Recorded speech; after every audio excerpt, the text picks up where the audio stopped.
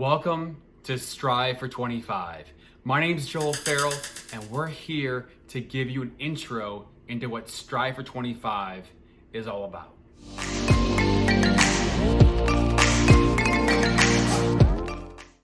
We start out talking about some famous people: LeBron James, Mike Trout, Serena Williams, Candace Parker, Jeff Bezos, Mark Cuban, people that are super famous in their own sports or industries.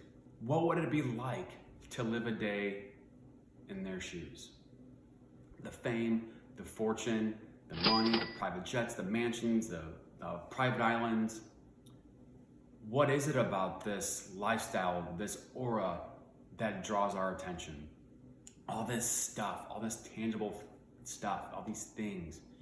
Well, when you start peeling back the layers and get beneath the surface and dig deeper, it comes down to the power of choice. I believe that when we get deeper into this, the power to choose how you want to live, to choose where you want to spend vacation, to choose what kind of car you want to drive, to choose what kind of business you want to start.